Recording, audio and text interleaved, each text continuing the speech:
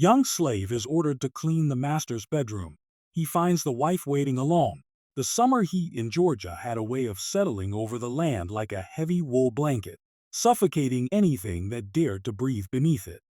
By late afternoon, everything on the Wycliffe estate, every horse, every tree, every living soul, moved slower, as though even the breeze had grown, weary of carrying the weight of so many secrets. Isaiah felt that weight every day. It pressed between his shoulder blades as he carried buckets, pushed at the back of his neck, while the overseer's sharp eyes followed him across the yard, and tightened around his ribs whenever footsteps from the big house approached too close, too fast. He had learned to live quietly, to move carefully, to keep his head low and his ears open. It was survival. But he had also learned something else, something far more dangerous. He had learned to think, to question, to notice. And sometimes, when he was alone in the stables or the smokehouse or by the edge of the oak-lined fields, he let his mind wander in directions no enslaved man's mind should go, directions with no end but trouble. Today, he didn't have the luxury of wandering thoughts. The overseer, Mr. Talford, had already barked his name twice. Isaiah, get yourself up by the house. The master wants his bedroom cleaned proper. Says the storm last night blew soot right down the chimney. Move! Isaiah's stomach tightened. The master's bedroom. That room was usually cleaned by the maidservants. He rarely, almost never, was sent inside. And when he was, it was only under direct supervision. Yes, sir, Isaiah answered, his voice even. He kept his eyes down as he left the yard, though he felt Talford's suspicious gaze on the back of his neck like a brand. The air grew cooler the closer he came to the mansion's shadow. The steps creaked beneath his bare feet, and the polished door loomed above him, tall, dark, carved like the entrance to another world. A world he did not belong in. Yet today, someone had ordered him there. He hesitated for the briefest moment before knocking once, lightly. When no answer came, he eased the door open. The hallway swallowed him at once, quiet, dim, cool. The storm had left streaks of water across the windows, and the lingering scent of rain drifted through the corridor like a whisper. Isaiah walked carefully. Every sound he made, every footstep, seemed amplified in the mansion's stillness.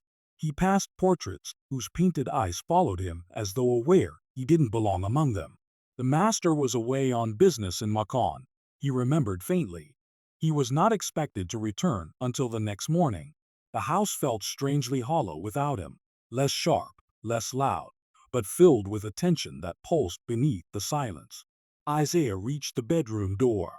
He lifted his hand to knock, but before he could, a soft voice came from inside. You may come in. He froze. He knew that voice. Every servant on the estate knew it, though it was rarely raised above polite conversation, and even more rarely directed at him. The mistress. Eliza Wycliffe. Her voice drifted through the door like the faintest tremor of wind, brittle and lonely in a way that made something inside him shift unexpectedly. Isaiah swallowed and stepped inside. The master's room was dimly lit, the curtains drawn halfway, as though trying to keep the world at bay. Candlelight flickered across the walls. A faint curl of smoke drifted from the hearth. The storm had indeed blown soot down the chimney. Dark streaks lined the stones. But the soot wasn't what froze Isaiah in place. It was her. Mrs. Eliza stood near the tall window, one hand resting on the sill, the other clutching a book to her chest. Her white dress, simple but elegant, brushed the wooden floor like the trail of a ghost. Her auburn hair was pinned neatly, though a few strands had slipped free, falling against her cheek in a way that softened her usual composed look. She was not looking at him. Not at first. She kept her gaze fixed on the storm-dampened fields beyond the glass, her posture stiff and her shoulders drawn tight, as though holding in something she dared not speak. Isaiah lowered his head immediately.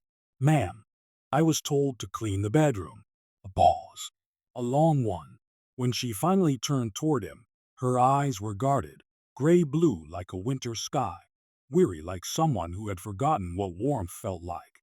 Yes, she said quietly. I requested you. His heart stopped. Requested him? Why?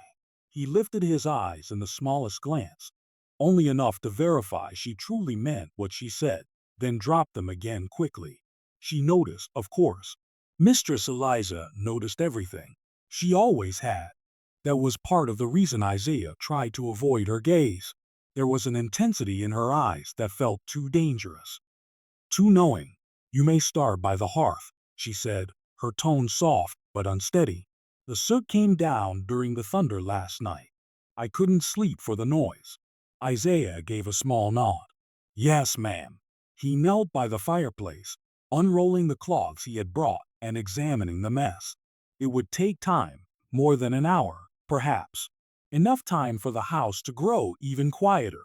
Enough time, he realized with a tightening in his chest, to be alone with her.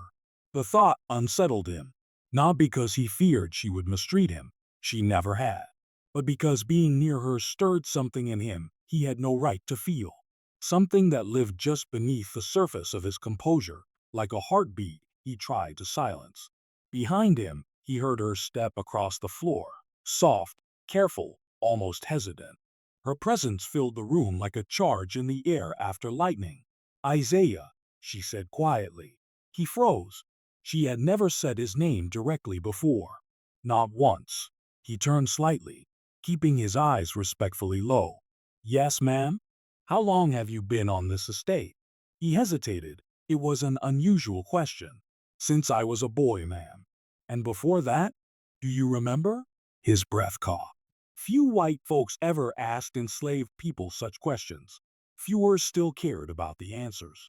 I remember some, he said carefully. Faces. A voice. My mother's hands. A shadow crossed her expression. And she is? Gone, he answered softly. Long time now. Eliza looked away, her fingers tightening around the book she held. I'm sorry, she whispered. The words were quiet, so quiet he wasn't sure he was meant to hear them. Mistresses did not apologize to slaves. It simply didn't happen. Isaiah turned back to the hearth, his pulse unsteady. This conversation was too close, too human, too dangerous.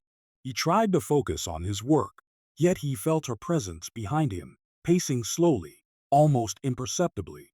Finally, she spoke again. You work mostly among the house staff, do you not? Yes, ma'am. But you rarely come to this room. No, ma'am. Only when asked. Another silence. He could feel her watching him, studying him, searching for something she wasn't supposed to need. And do you ever, she began, then stopped, as though reconsidering. Her voice dipped lower, fragile, raw. Do you ever find this house unbearably quiet, Isaiah? He looked over his shoulder before he could stop himself. Her shoulders were trembling. She wasn't asking about the house. Not really. Isaiah lowered his gaze again. Sometimes quiet can feel heavy, ma'am, he said carefully.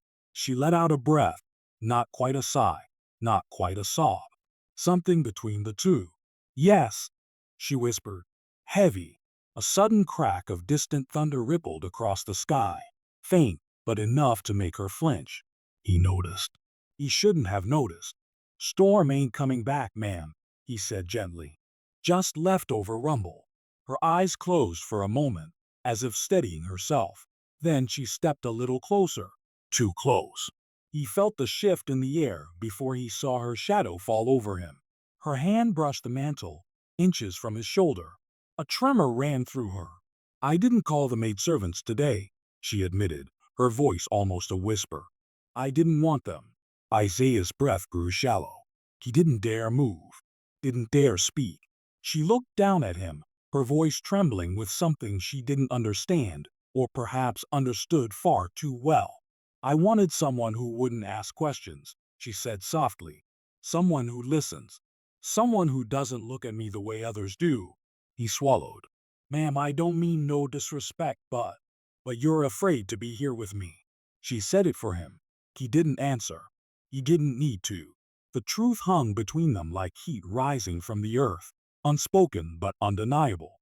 And then, her fingers brushed his wrist, just barely. A feather-light touch he could have dismissed as accidental. if not for the fact that she didn't pull away. His breath caught. Her hand trembled as though she too realized the danger of what she'd done. Before either could speak, footsteps echoed faintly down the hallway outside. Her eyes flew wide with fear. In the closet, she whispered urgently, "Go now." He hesitated only a second before rising silently and slipping into the dark closet beside the hearth. The door closed just as the footsteps neared. Isaiah pressed himself against the shadows, heart thundering, breath locked in his throat. The mistress stood alone in the room, forcing herself into composure, smoothing her dress, hiding every trace of the moment that had just passed. "Mrs. Wycliffe?" A maid's voice called softly from the hallway.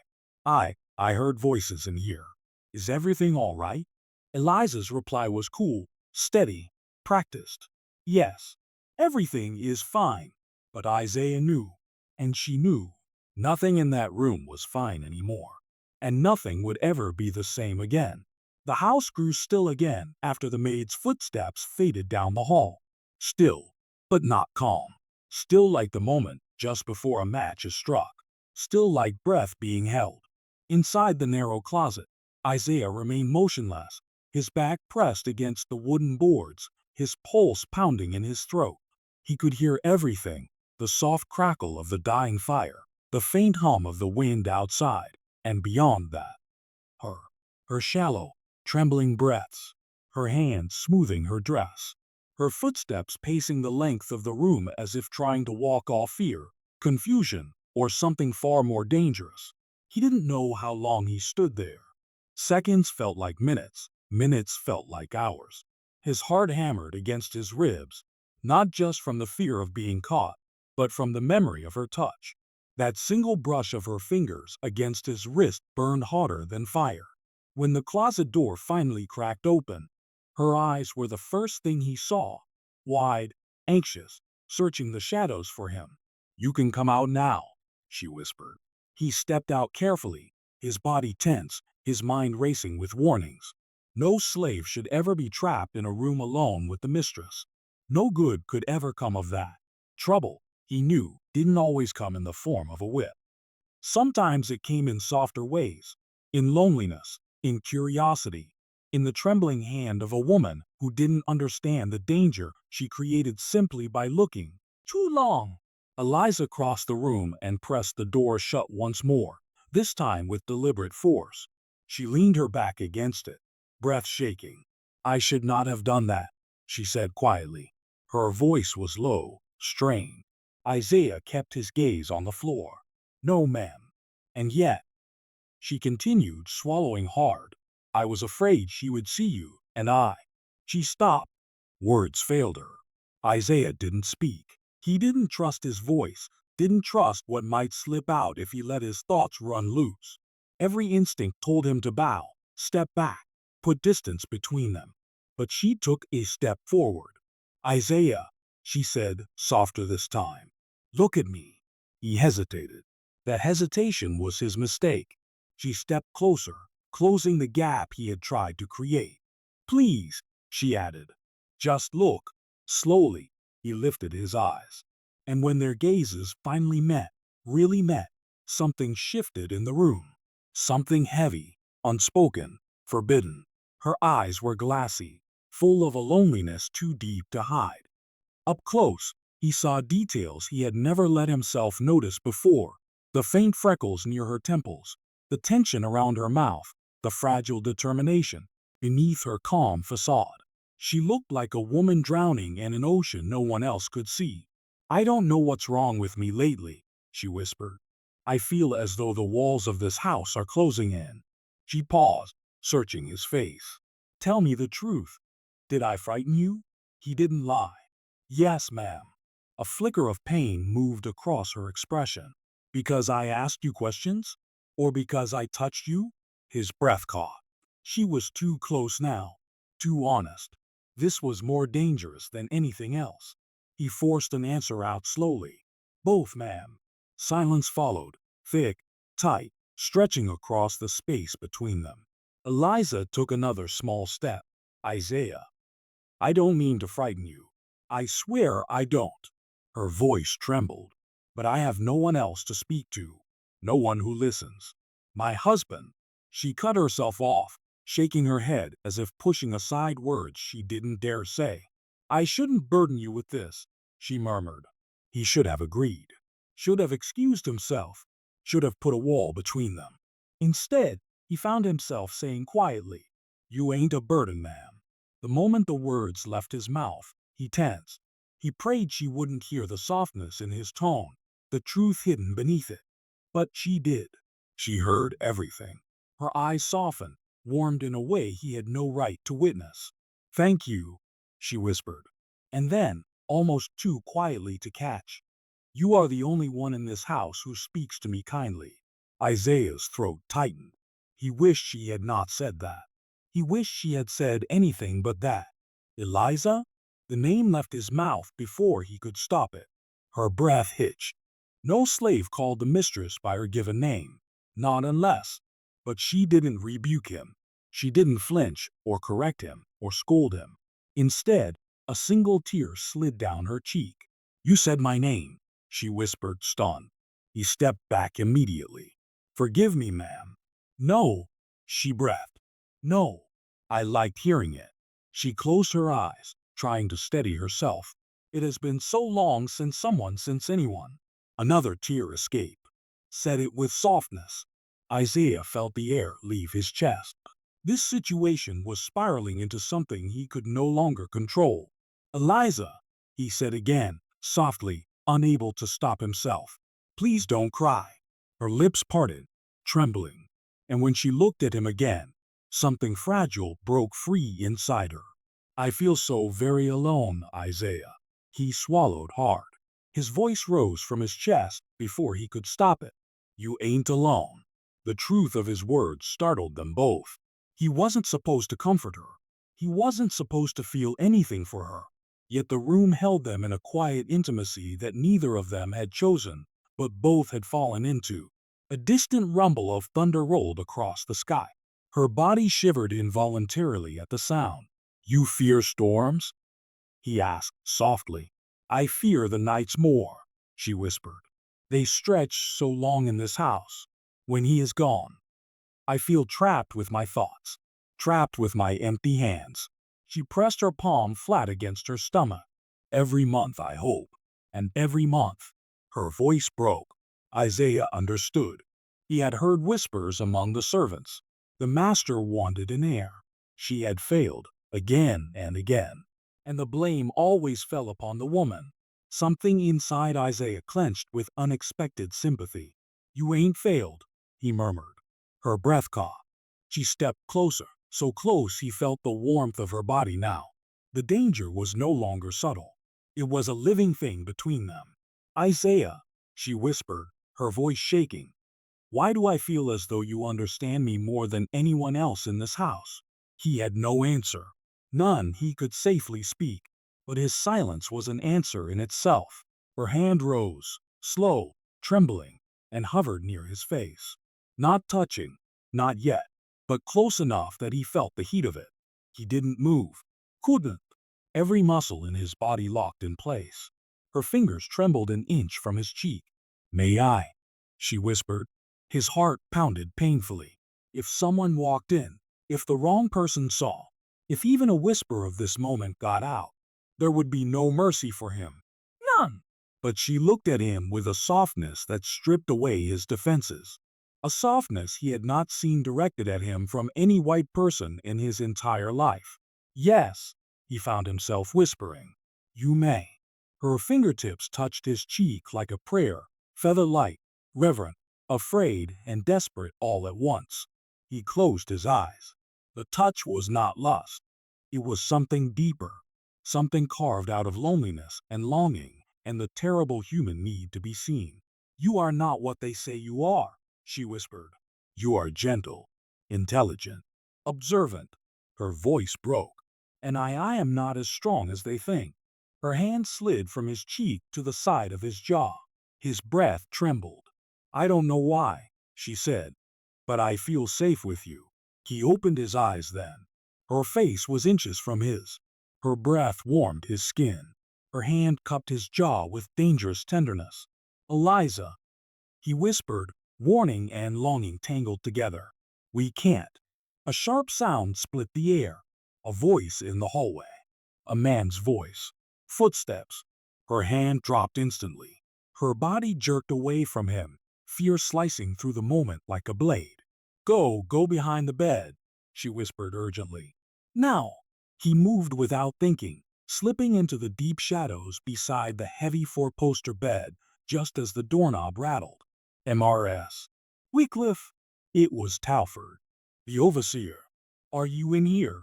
Eliza forced her voice steady. "Yes." "Is something wrong?" Talford's boots stepped closer. Every inch of Isaiah's skin went cold. Some of the hands said they saw Isaiah come this way. Eliza froze. Yet her voice, when it emerged, was fluid, calm, chillingly smooth. "He came to clean the hearth," she said. "I sent him away 10 minutes ago." Talford hesitated. Isaiah held his breath. "Please leave. Please leave." At last, Talford grunted. "I'll check the yard. If you see him again, let me know." The door shut. Footsteps faded. Eliza collapsed onto the edge of the bed, shaking. Isaiah emerged slowly from the shadows. Her eyes lifted to his. She looked terrified, of Talford, of her husband, of herself, and of what she had almost done. "We cannot do this again," she whispered. Isaiah nodded slowly. "No, ma'am." But the truth lay between them, unguarded, unspoken, unstoppable. They both knew this was only the beginning. The next 3 days passed with a tension that seemed woven into the very air of the Wycliffe estate. Thick, charged, impossible to ignore. The heat grew heavier. The skies hovered in a constant state of gray, as though the world itself was holding its breath. And neither Isaiah nor Eliza could escape the memory of what passed between them in the master's bedroom. Isaiah worked silently, keeping to tasks that kept him outdoors or among the other hands. He chopped wood with more force than needed.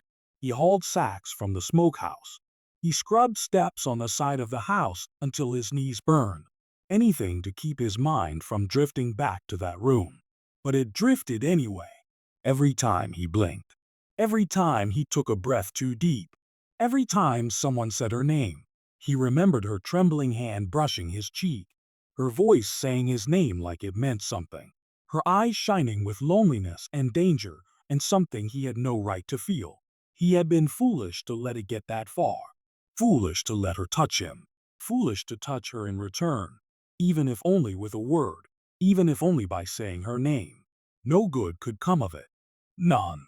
And yet, on the third evening, as the sun dipped behind the tree line and the sky turned copper and violet, Isaiah was sent to repair a shutter on the far side of the mansion. A storm wind had loosened the hinge. The overseer wanted it fixed before nightfall. He climbed the ladder, focusing on the creaking wood beneath him. But as he hammered the hinge back into place, a soft voice drifted around the corner. "Isaiah." His hand froze mid-strike. He knew that voice even in his sleep. He turned slowly. Eliza stood under the balcony, half in shadow, half in the fading gold of the sunset. She wore a pale blue evening gown, her hair pinned loosely, curls drifting down her neck as if the humidity had undone every effort to control them. The sight of her struck him like a blow. He swallowed, gripping the hammer tighter. "Ma'am, you shouldn't be out here." She looked around, checking the corners, the windows, the path. "No one is nearby," she whispered. "Everyone is at supper." That didn't ease his nerves. "Supper is when folks wander," he said softly. "Looking for someone. Looking for trouble. Looking for me." She stepped closer.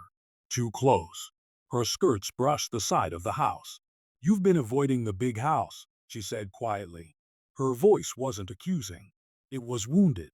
"I've been working where I was told," he answered carefully. "You have been working where you were not told," she replied gently. "And we both know why." Isaiah's jaw tensed. "Ma'am, what happened that day can't happen again." He expected her to flinch, to nod stiffly, to retreat. That was the sensible thing for her to do. The safe thing, but she didn't move. If anything, She stepped even closer. "I know," she whispered. "And yet—" Her voice broke slightly on the last word. "Eliza, please," he murmured. He said her name like a warning, but it came out like a plea. She reached up, hesitant, trembling, and touched the ladder, not him, but close enough that his body reacted as though she had. "I haven't slept in 3 nights," she admitted. "Every time I close my eyes, I see you hiding behind that bed. I hear Talford's voice. I feel my heart beating out of my chest." Her eyes lifted to his, raw and vulnerable. "And then I remember your hand on my cheek, and I don't know whether to be terrified or grateful." Isaiah closed his eyes briefly, steadying himself. "You ain't grateful," he said softly. "You're lonely." Her breath hitched as though the truth cut her. "Yes," she whispered. "I am. Terribly so. And loneliness," he murmured, "can make a person reach for things they ain't meant to have." The words hurt her. He saw it in the way her chin trembled, in the way she clutched the wooden siding behind her. Then, softly, more bold than he'd ever heard her, she asked, "Are you something I'm not meant to have?" Isaiah nearly dropped the hammer. She shouldn't ask him questions like that. He couldn't answer questions like that, not without risking everything. "I'm somebody you ain't supposed to even speak to like this," he whispered. "If anyone hears us—" "They won't," she cut in gently. Her eyes locked on his. "I made sure." Danger rolled through the air between them, thick and desperate. The fading light cast her in shades of rose and blue, softening her features, making her look impossibly young, impossibly sad. "Eliza," he whispered, "if the overseer, if your husband, if anyone finds us alone—" Her voice cracked. "You think I don't know that?" A tear slipped down her cheek. She brushed it away roughly, as though angry at herself for letting him see. "I've lived in fear far longer than you realize, Isaiah," she said quietly. "Fear of disappointing him. Fear of failing. Fear of waking every day to a life that feels like a cage made of silk and expectations." She looked up at him with a soft, trembling defiance. "Fear is nothing new to me." Isaiah felt a lump form in his throat, but he kept his voice steady. "Fear hits you different when your life ain't your own." Her eyes glistened. "I know that yours isn't." He looked down. "Mine never was." A moment passed, long, fragile, agonizing. Then she whispered, "And yet I feel more myself with you than with anyone else." He exhaled shackily. He didn't want to hear that. Didn't want to hear that. Footsteps from the distant kitchen door snapped them both to attention. Eliza wiped her face quickly and stepped back beneath the balcony shadows. The footsteps faded. Silence returned. He climbed down the ladder slowly, every movement careful, deliberate. When his feet touched the ground, she stood inches from him again. "I cannot stay away from you," she admitted in a trembling whisper. "I've tried. I've prayed. I've begged myself to forget, but when I look at this house, when I listen to the silence, I think of that closet, that room, that moment." Her hand lifted, not touching him, only hovering, aching with restraint. "You make me feel alive," she whispered. His breath left him in a shudder. "Eliza, I ain't supposed to be anything to you." Her eyes closed. "And yet you are." He didn't step away this time. They stood beneath the balcony, hidden in the dimming light, the world around them shrinking to the sound of their breathing. Her hand finally, slowly, dangerously, came to rest against his chest. A whisper of a touch, barely there, but enough to set his skin on fire. His hand lifted instinctively, not to grab her, not to pull her close, but to gently take her wrist, holding it still, steady, safe. They stood like that for seconds that felt like years, the setting sun painting the world in aching gold. Then Isaiah whispered, "If we keep doing this, someone's gonna get hurt." She looked up at him, eyes shining through the darkening dusk. "Someone?" She breathed. "Or you?" He swallowed. "Hurt!" "Both," he whispered. A faint rustle sounded from somewhere near the garden path. Eliza jerked her hand back. Isaiah stepped away so quickly he nearly stumbled. A servant carrying a basket of linens passed by the corner of the house. Neither breathed until the girl disappeared around the far side. Eliza looked at him, fear and longing swirling in her gaze. "Meet me tomorrow," she whispered suddenly. Her voice was desperate, trembling. "By the old oak tree before sunrise." His stomach dropped. "That far from the quarters?" "Ma'am, that's—" "Please." Her voice cracked on the single word. It wasn't an order. It was a plea. "Just one more conversation," she whispered. Her throat bobbed as she swallowed. "I need to understand what this is. What you feel. What I feel. I need clarity." Isaiah's breath shuddered. There would be no clarity. Only danger. Only temptation. Only the line they kept crossing, unable to turn back. But he found himself nodding. "Yes," he murmured. "I'll come." Her relief was instant, bright, painful. She stepped back into the shadows. He watched her disappear along the veranda steps, her pale blue dress melting into the dusk. Isaiah stood alone beneath the balcony, heart heavy with knowledge. Tomorrow morning, beneath that oak tree, their lives would change again. For better. For worse. Forever. The storm that night arrived without mercy. Rain hammered the roof of Magnolia Grove like fists begging entrance. Thunder rolled over the plains with long, monstrous growls that shook the window panes. Candle flames trembled, their light swaying against the parlor walls in fragile gold arcs. Clara Langford paced the length of her room, her silk house dress whispering against the floorboards. Her hands shook so badly she could barely hold the candle. She kept glancing at the door. Every footstep in the hall felt like a threat. Yet every absence felt worse. It had been 2 days since the barn. 2 days since she felt Samuel's breath near her cheek. 2 days since she ran away like a frightened girl, heart pounding, terrified of herself. She had not slept. She had not eaten well. When she spoke to anyone, her voice trembled for reasons she could not explain. Tonight, the storm only made everything inside her louder. She walked to the mirror. Her cheeks were flushed. Her lips looked too soft. Her eyes looked like the eyes of someone who had tasted a forbidden truth and could never forget its flavor. She pressed her palms to the cool wood of her vanity and whispered, as though someone might hear her even through the thunder, "Lord help me, I cannot forget him." A gust of wind slammed the shutters open. The candle nearly died. She gasped, reaching to catch it. Then, a voice came from the hallway, a low, distant male voice. Not her husband's, not the overseer's. A voice she recognized even in the roar of the storm. "Samuel." She froze. The sound was faint, someone speaking near the stairwell, maybe answering a command, maybe being reprimanded for something. Then his footsteps faded. Something in her snapped. She snatched her shawl, wrapped it around her shoulders, and moved toward the door. She didn't think. Thinking only made the desire worse. She needed to see him once. Just once. Just to reassure herself she had imagined the look in his eyes. That he had not truly leaned toward her.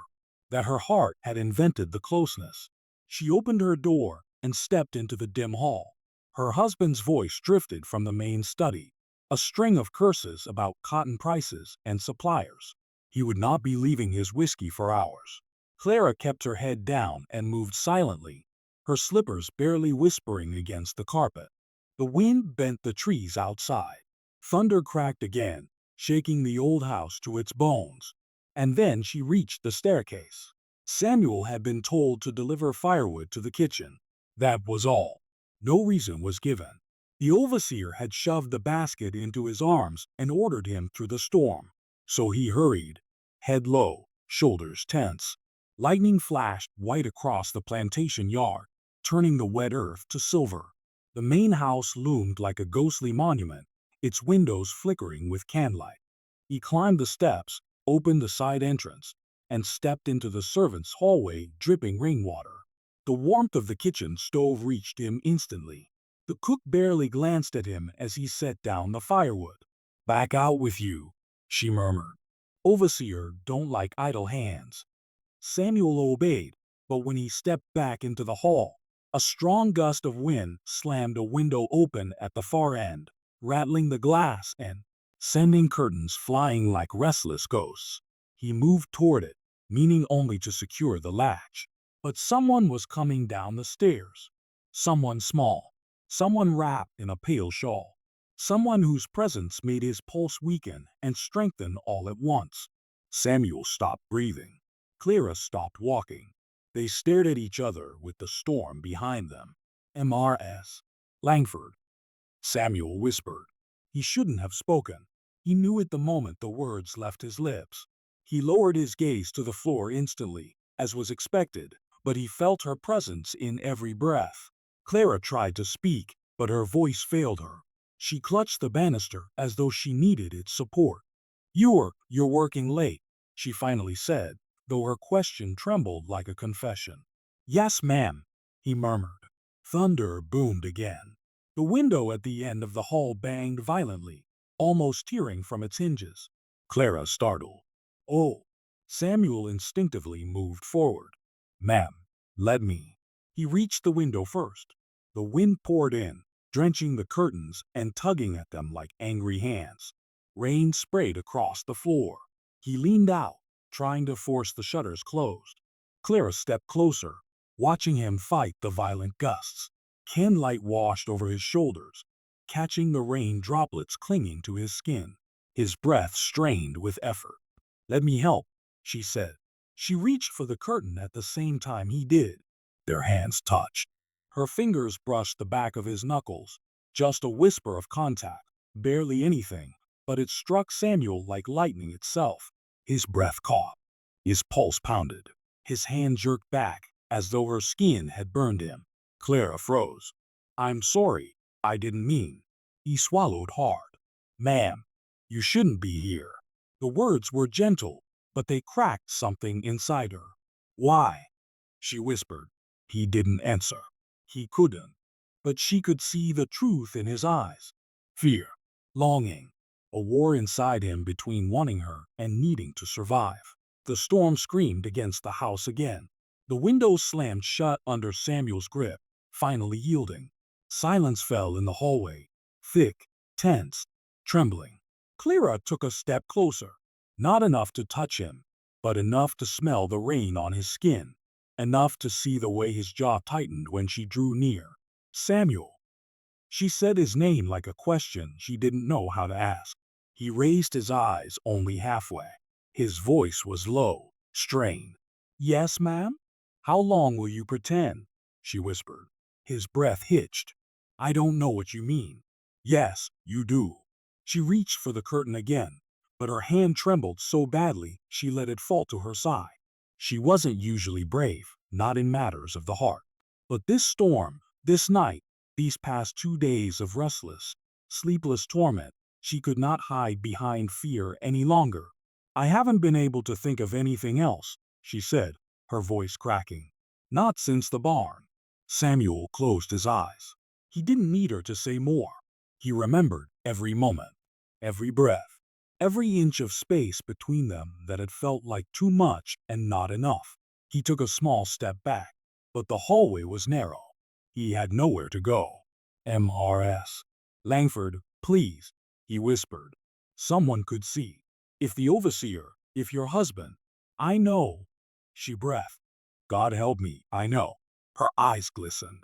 Samuel had seen white women cry before, out of anger or fear or cruelty.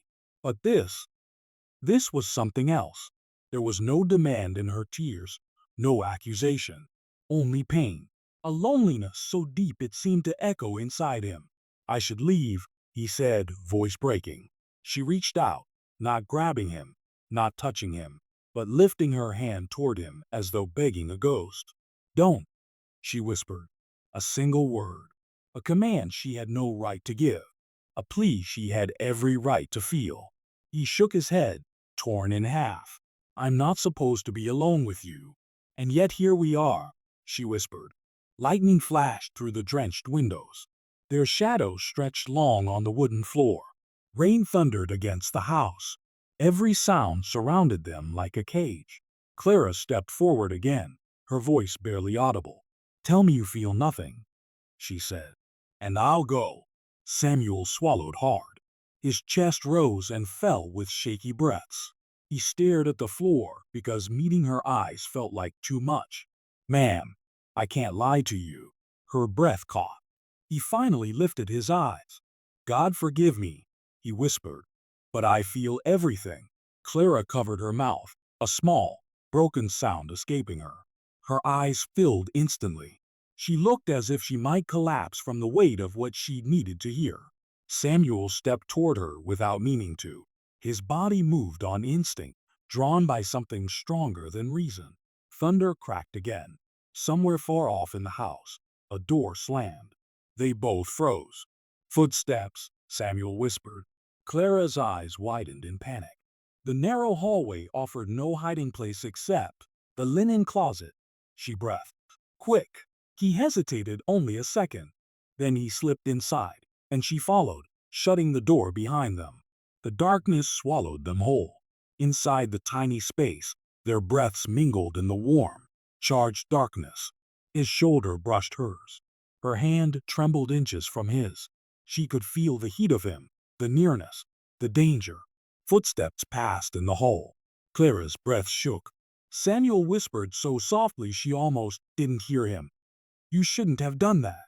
Letting me in here with you. She felt the tears on her cheek before she realized she was crying. I know. Then, in the dark, without touching her, he whispered, This will cost us both. His voice was both a warning and a confession. Her whisper trembled through the shadows. So will denying it. Outside, the footsteps faded, but neither of them moved. Neither of them breathed freely. And for the first time, neither of them pretended. The storm raged on. The storm finally broke before dawn, leaving Magnolia Grove wrapped in a heavy, breathless silence. The air smelled of wet earth and magnolia blossoms beaten from their branches. A gray, uneasy stillness settled over the plantation, as though the world was holding its breath. Clara had barely slept. She lay awake in her bed, staring at the ceiling until pale light crept along the window frame. Every time she closed her eyes, she saw the linen closet, dark, narrow, their breaths too close, his voice whispering truths she had no right to hear. Samuel's warning echoed in her. This will cost us both. She knew he was right. God help her, she knew. Yet when the sun rose, and she looked out the window to see him moving across the yard, carrying water buckets, shoulders broad with labor, head bowed in obedience, her heart clenched with something that felt like both longing and guilt. She couldn't avoid him. Not anymore. And she couldn't continue like this either. By noon, the heat of the day had set in. The storm had left humidity behind, thick, heavy, almost suffocating. The house staff moved slowly, swatting flies and wiping sweat from their brows. Clara sat at her desk, pretending to write letters, but her hand shook too badly to form a single line. Her husband was in town. The overseer was busy directing repairs to a fallen fence. The house was quieter than it had been in days. Too quiet. And that was why she was startled when a soft knock came at her parlor door. Enter, she said, quickly straightening. The door creaked open just enough for Samuel to step inside. His hat was in his hands, his shirt damp with the labor of the day. He didn't lift his eyes. He knew better, but his very presence filled the room like a storm she had summoned. Ma'am, he said softly. MRS. Langford told me to bring the books from the study. I did, she interrupted, though she could hardly remember sending such an order. Come in.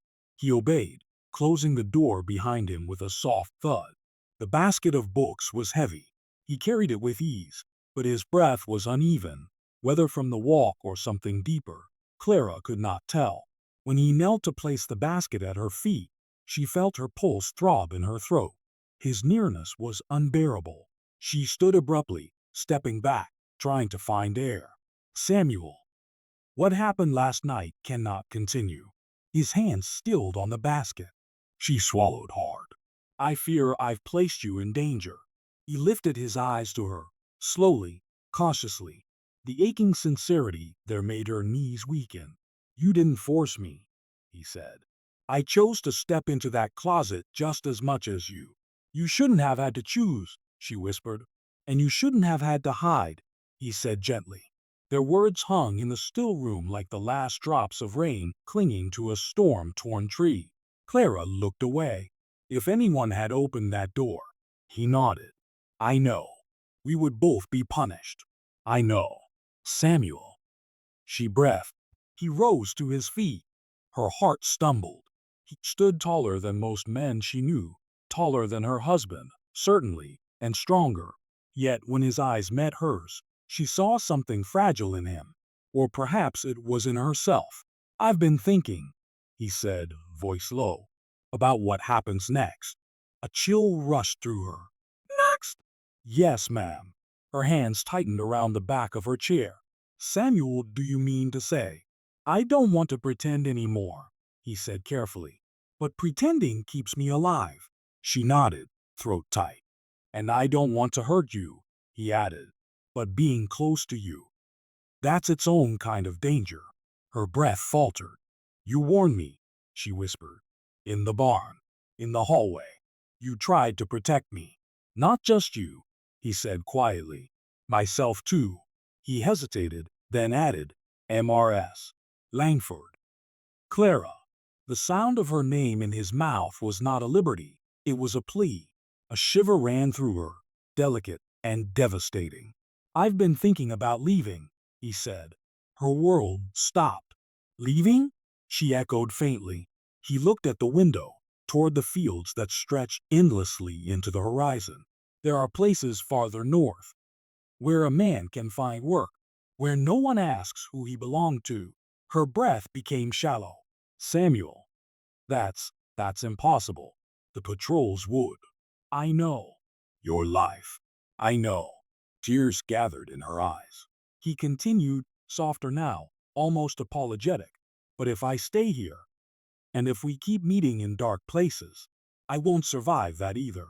Not when every look could be a mistake. Not when every step might be seen. Her voice cracked. If you run and you're caught. He nodded. I'll be whipped. Or worse. She pressed a trembling hand to her lips. But if I stay, he said, someone will notice. Someone always notices. He let the truth settle. There was only one path that allowed him to live with his body and his heart intact, and it led away from Magnolia Grove. Clara swayed where she stood. Would you leave tonight?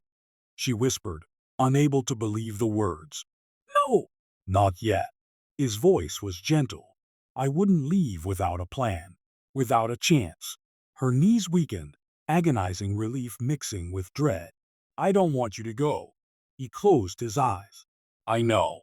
She reached for the back of the chair again, steadying herself. But I also cannot ask you to stay, she whispered. He opened his eyes, meeting hers without fear this time. You didn't ask, he said softly. You just existed. And that was enough to make me stay longer than I should. Her breath hitched. He took one step toward the door. His hat still hung loosely in his hand, forgotten. I want to see you again, Clara said suddenly. Samuel froze. She didn't know where the words came from. Fear, love, desperation.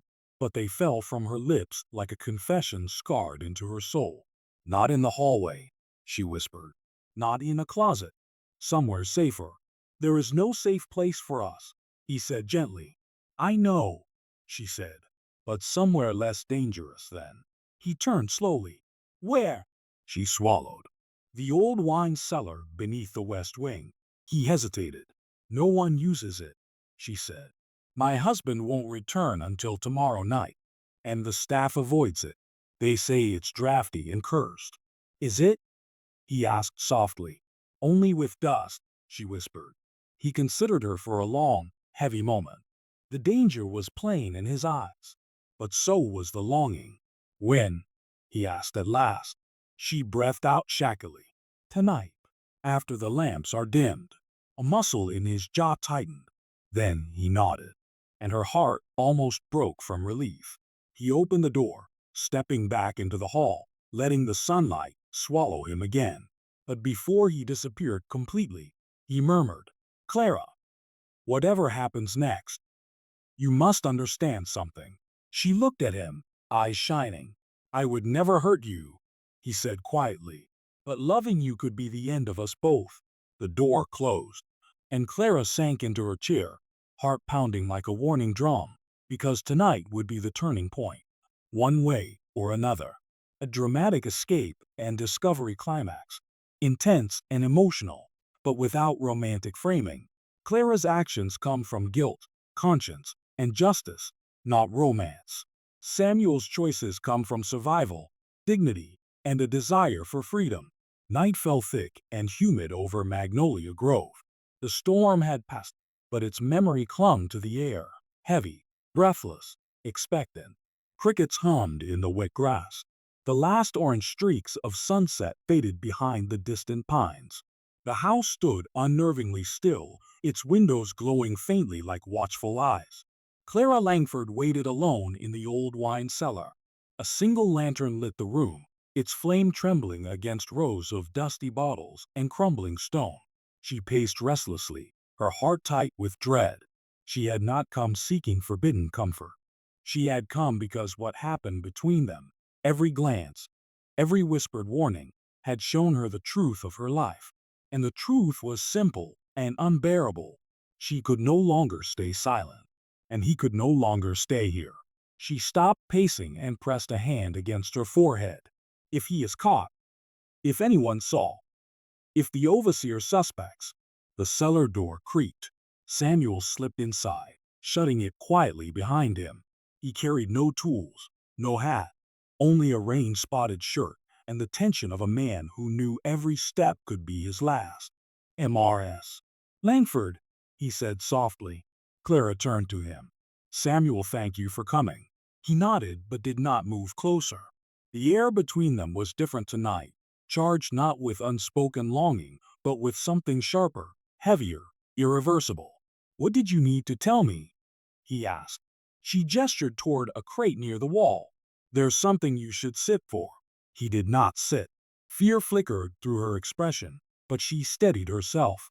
Samuel, I overheard the overseer this morning. His jaw tightened. About what? He told my husband's brother that you seemed distracted, that he's seen you take longer routes across the yard, that you look at the house too often. Samuel's breath caught. Barely, but she saw it. You know what that means, she whispered. Yes! He knew. Suspicion alone could get a man whipped. A rumor could get him chained. A rumor about being near the mistress. That could get him killed.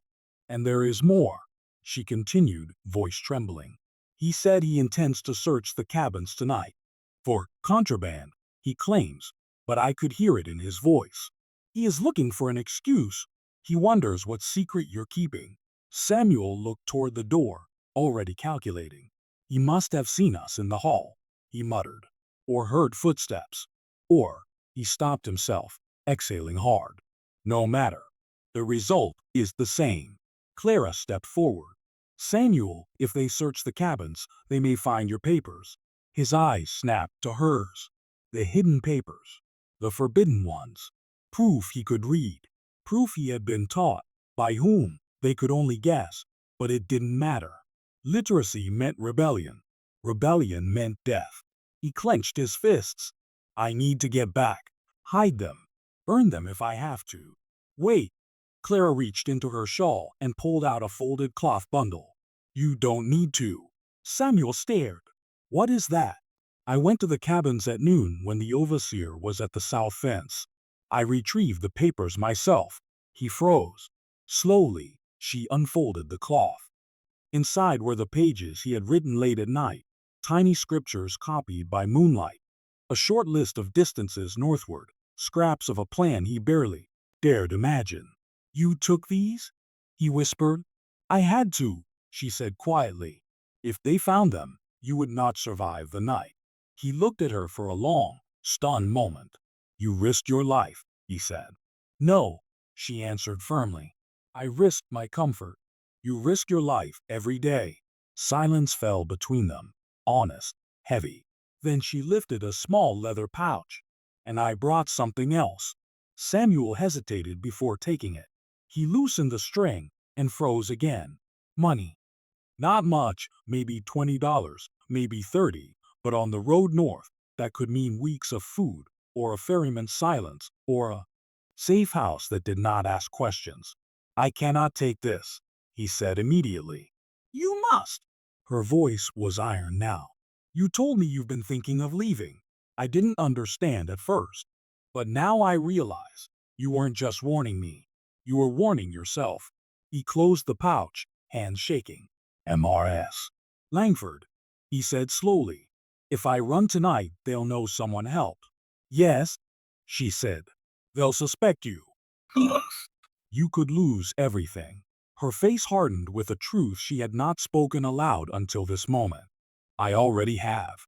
Samuel breathed in sharply. I lost my illusions, she continued. I lost the belief that I lived in a righteous household. I lost any idea that this place could be made good or gentle, and I cannot undo what I've seen, what I've allowed myself to see. She stepped closer, not touching him, not asking anything of him, but meeting his gaze with fierce, human clarity. You must leave, she whispered, and I must help you. He shook his head. You don't owe me that. Yes, she said, voice breaking. I do. A faint noise echoed from upstairs. A door. Footsteps. Samuel stiffened instantly. Clara's eyes widened. The overseer, he whispered. She moved to the lantern and blew it out.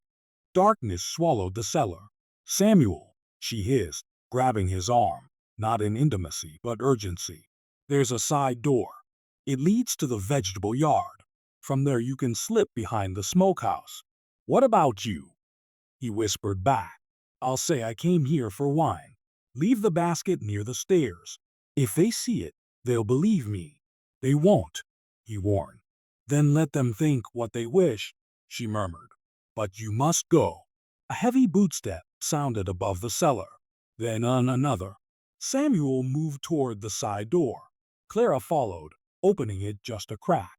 A breath of cool night air drifted in, smelling of damp soil and crushed mint. Head toward the river, she whispered. There's a ferryman 2 miles down. Give him the money. He'll take you to the marshes. From there you can follow the narrow road north. His silhouette paused. Not for affection, not for hesitation, for fear, real, human, survival, deep fear. Clara, he whispered. She lifted her chin. Run, she said. Footsteps thundered on the stairs. Samuel slipped into the night. The door clicked shut behind him. Clara spun and hurried toward the lantern, grabbing the empty wine basket and placing it by the main stairs. She sat on the bottom step, forcing her breath to steady. The cellar door burst open. The overseer entered, oil lamp raised. Mistress. Langford, what are you doing down here? She leveled her voice. The storm ruined the wine in the parlor. I came to fetch another bottle. He squinted, suspicious. You alone? Yes, she said. Why? Is something the matter? For a moment, the world held still. Then he grunted. Just checking the grounds. Thought I saw movement near the west wing. She forced a calm smile. Probably a raccoon. He stared at her a long moment, but she did not flinch. Finally, he nodded and withdrew. Only when the door closed did Clara's breath collapse in her chest. She pressed a hand over her trembling heart. Outside, in the night fields, between the trees, beyond the reach of Magnolia Grove, Samuel was running for his life. Not for her, not because of her, but because freedom, however distant, was the only path that belonged to him. Clara closed her eyes. Let him make it. Please. Let him make it. The lantern flickered. The house settled. The night swallowed all sound. And Magnolia Grove remained what it had always been, a place built to hold men in chains, while one man raced into the uncertain dark, carrying only a pouch of money, a bundle of papers, and the fierce, impossible hope that dawn might find him somewhere freer than where the night began.